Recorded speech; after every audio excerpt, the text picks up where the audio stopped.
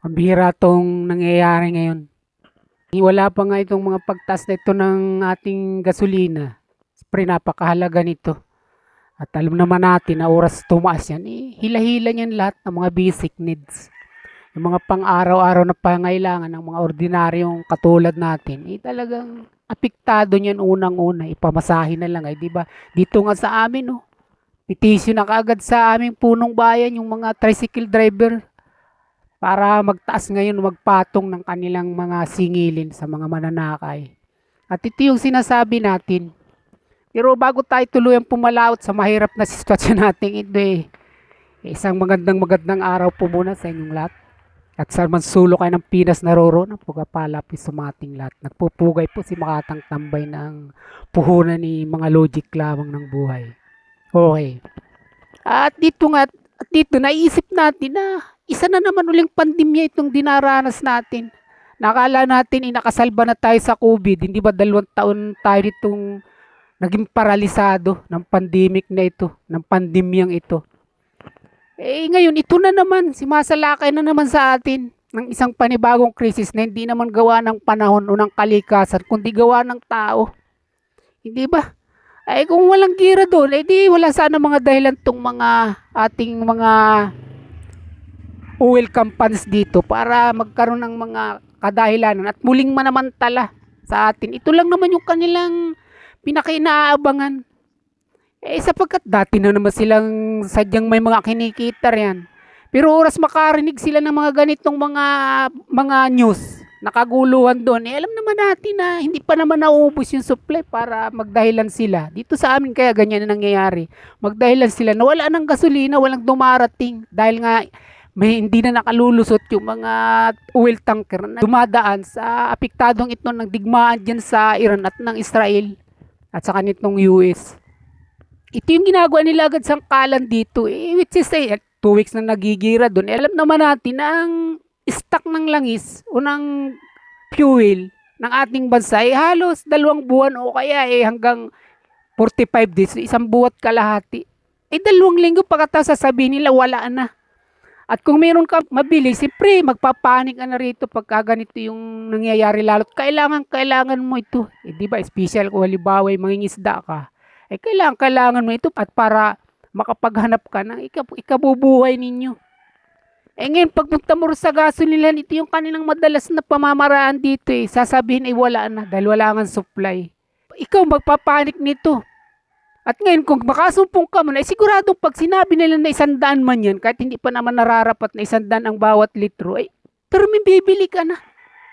Ito yung kanilang mga racket dito, ito yung kanilang mga pananamantala na hindi mo halatado. Na para ba nangyayari, wala sila ritong mga kasalanan sa kung magtas man sila, ito nilikha lamang ng kaguluhan dyan sa Middle East.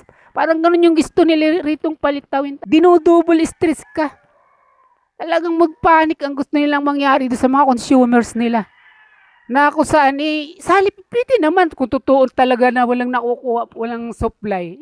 Totoo, hindi naman kaagad maubos yun, hindi ba? Kaya hanggang 2 months yung ating reserve dyan. Ang sistema nga, sa pamamagitan ng kanilang pananamantala, ito yung ginagawa nila sa taong bayan o sa mga nangangailangan ng napakahalagang bagay na ito. Kumbaga, hinaharas ka, binablackmail ka doon sa bagay na ang totoo naman, may kita na rin naman sila. Sapagkat kung halimbawa ganoon, babalik ka. Siyempre wala, mangangako na mga kalawang araw bumalik at baka meron ng supply, baka pa lang hindi pa sure. Siyempre pagbalik mo ron dahil ang totoo naman ay mayroon yun, pag sinabi nila na 120 ang kada litro, bibili ka na, obligado ka na. Ito yung sinasabi natin na balot ng pananamantala. At nakakalungkot na itong ating mga oil companies o kahit man itong mga gasoline station, talaga may mga ganitong isip na abangan lang nila ganitong mga sitwasyon na kung saan yung tao talagang maobliga na pasanin kahit ang katotohanan napakabigat na nito sa kanya. Ganyan yung sitwasyon natin ngayon at yan yung nangyayari dito sa amin. Maraming mga hindi nakakapalaot dahil nga sa tila iniipit ng mga gasoline station yung kanilang mga binibintang mga gasolina o krudo man yan. Dahil nga sa ganitong kalagayan, dubli-dubli ang stress na dinaranas ng tao. Mataas na presyo, hindi ka na makasalba, hindi, wala ka pang mabili. Nausay na alam naman natin, estratehiya lamang nila ito. Totoo nga na talagang maring wala nang nakalulusot doon. Pero kung halimbawa sa haba at tagal naman, natitiyak naman natin na itong mga ikinakalat nilang ito, mga reserba pa ito. Yun yung ibig natin sabihin dito, na huwag namang ganong samantalan yung mga tao na nagpapanik na nga at dati nang mataas ang lahat ng bilhin dahil alam naman natin, alam din nila, nakaagapay ng pagtas na ito ang lahat, hindi lang naman yung gasolina pinapasa ng tao na nagpapabigat sa kanya. Siyempre, pag nagtaas yan, lahat daladalan yan. Pag tumas yung langis, alam natin namang lahat yan sa tinagal-tagal na. At yun nga lang at may mga, yung ganitong mga pag-iisip na pananamantala, hindi talaga nawawala sa atin. At itong ating mga ipinapahayag, kahit pa paano, humihingi tayo rito ng kaunting pampalubag loob sa mga kumpanya na ito, kung kaya dito sa mga ating napagkukunan ng napakahalagang bagay na ito na ginagamit natin sa araw-araw. Halimbawa, wala ka naman sasakyan. Yung mga sinasakyan mo, nangangailangan ito sa araw-araw. At ito, ipapataw sa iyo. Di apektado rin yung pamasahe na binabayad mo. Kung dati ang binabayad mo, halimbawa, 10 piso, pwede ngayon biglang maging 12 pesos na o kaya maging 15 pesos na. Yun yung epekto sinasabi natin ng pagtas na ito ng gasolina, dinadagdagan pa nila na pabigatin. Sa dati ng mabigat na pasanin. Full trap strategy ang ginagawa ng mga ito.